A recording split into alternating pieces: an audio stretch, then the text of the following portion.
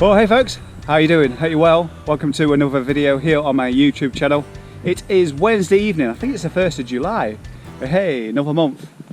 Time flies, doesn't it? Well, as you probably just saw, I'm on my Sonder and I've got a lot of luggage on it today. I'm not starting the Lands and John O'Groats early. What I've been doing, I've just, in quotes, fully loaded the bike, minus the seat pack. That's going to go on, that's going to be packed with clothing and a sleeping bag on top as well under the bungee rope. So yeah, very excited. Spent a lot today online, looking at routes, optimising them a little bit as much as I possibly could. Got to do that tomorrow when it's raining, and contacting campsites as well, finding out those which are not opening because of COVID and those which were staying open, and asking all the appropriate questions like, have we got toilet blocks, and all those mundane things you take for granted. So yeah, I've had to jig things around. What the plan is, in England, I'm going to be using campsites. Might do a campaign, might sneak one in there, I don't know. But it's mostly be campsites in England, and as soon as creeping to Scotland, it's going to be wild camping. Possibly with a campsite at John O'Groats. And talking of John O'Groats, there's 3 campsites nearby that I know of, I can find in Google Maps. 2 of them are closed and not going to reopen this season. The third is a little bit up the road, but not that far, and they've got limited availability, so I'm going to have to sort that out tomorrow, so I can have peace of mind. Otherwise there's going to be more wild camping. So yeah, but I think it'd be nice to have nice surroundings at John O'Groats. It's only a £5, so it's hardly breaking the bank.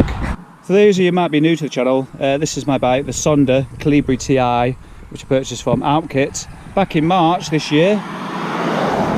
Water bottles are from Sportive HQ, the TAC-X Shanty 750ml bottles. So as for the group set, it's a Ultegra 11 speed.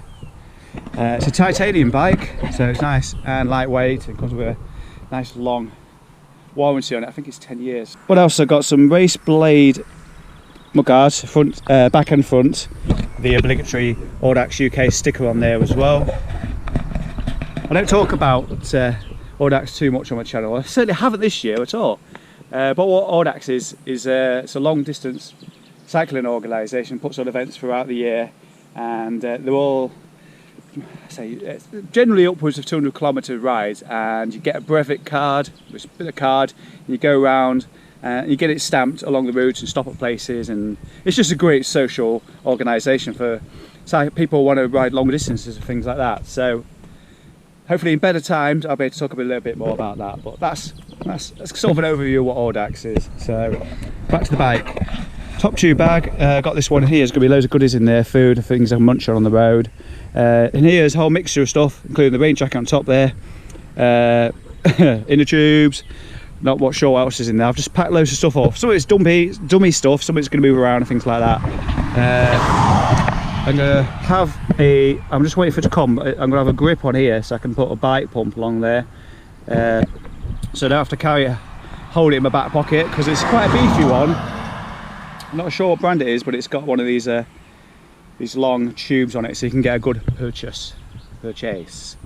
As for tyres, at the moment I've got WTB Expanse, but I've had a few issues with flats recently, so I've ordered. Thank you to Duncan Munnut in the comments. He suggested perhaps change them for Contis or Schwabe. That's how you pronounce it, I don't know. Anyway, I've gone with some Conti hard shells. I've got one on the cube, so I'm going to stick. I've actually got one Conti and one Schwabe on the cube, so I'm going to stick with that. Because I've got a little bit of a cut on the. I'm not sure it's somewhere on the tyre. It probably needs repairing, but for such a significant journey, I want to go well prepared with new stuff, and I don't have to worry about tyres and things like that. So, having said that, I've got taken 8 inner tubes, which brings me to the front. Some of these are inner tubes actually in here on either side. But I've also got in there some adventure food sachets, which I bought from Go Outdoors. There's an assortment of other bits and bobs in there, particularly evening stuff like torches and a stove as well to cook everything in. This is a gas canister in the left one, I believe. And we'll have to open these again and actually go through them before next week and find out what is where. In here, tents, mat, bivy bag. I'm not sure if I need to take a bivy bag and a tent, but I don't know, it'd be nice to just camp under the stars and not have to put a tent up. So it don't take much room, so I'm taking that with me. Pegs. I thought about taking a hammer.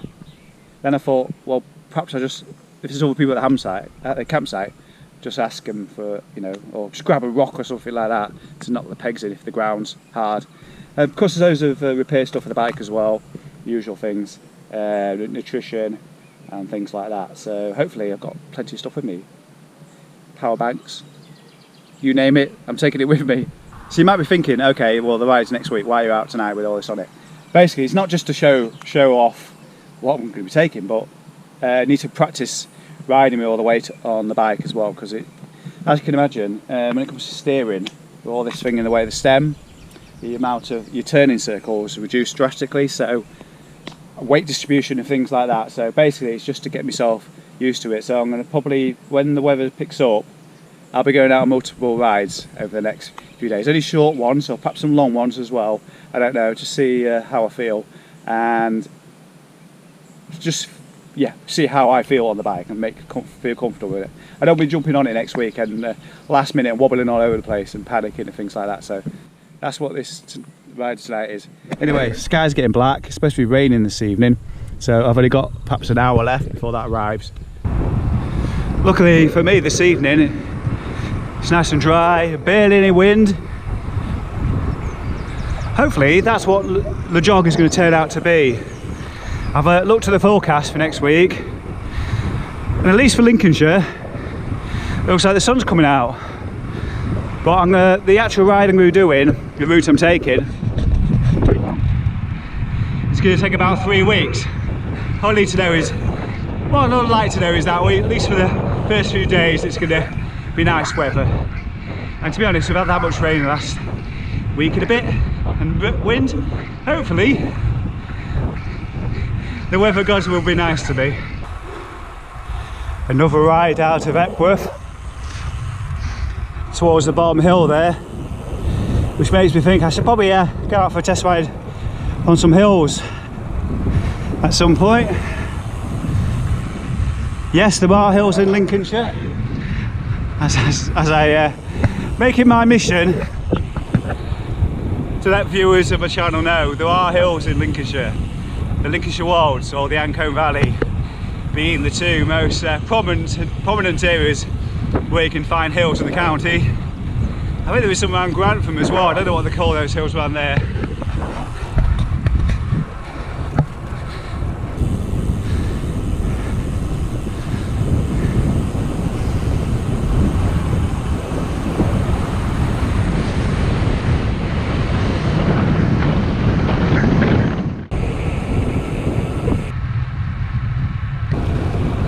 Mega short ride this evening. By the time I get back it'll be less than 25k. It'd be quite interesting to know the complete weight of the bike with me on it and all the equipment and everything. It's probably maybe an extra 10 kilograms extra. A bit of a wild guess there. Don't have any scales. In fact, I'm not even quite sure how much I weigh. Last time I entered the figure from a profile was probably a year and a half ago, and it was 77.3 kilograms. So who knows how much I weigh now, but I would say altogether it must be about 90 kilograms I think on it, I'd have thought. Also got the seat back on it and clothing, maybe approaching 100. So I'm just going along the fourth side of this loop around Epworth and Belton. Yes, coming towards the end of the ride. It's been epic. So you might have questions about my LEJOG and North Coast 500. Feel free to ask away in the comments below the video. One of those questions probably will be, what software am I using to do the ride? Strava Route Builder, I've always used it, and now with the added addition of surfaces, road surfaces, top notch.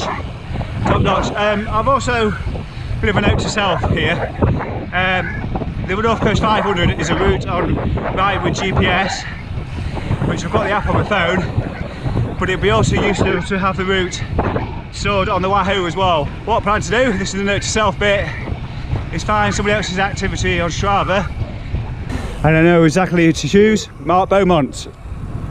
Not 2019 edition, because he went on some weird roads last year, didn't he, with Si Richardson from GCN. So I'll choose a prior year, open that route, and there's a button along the top which says quick route, and that'll end up in my route library. Then I just need to sync everything on to my Wahoo Element, and honky dory, also job's a good one. So we're going past the poppy fields, which are rapidly disappearing. It means I'm on my way to Beltoft now, so I shall end the video here before I join the A161. For me, take care. Again, questions, put them below. Any feedback, comments, suggestions, recommendations, stick it all below. Right, for me, take care. I'll see you in the next video, and there will be another video before I start the jog. So, hey, have a great week. See you later. Bye bye.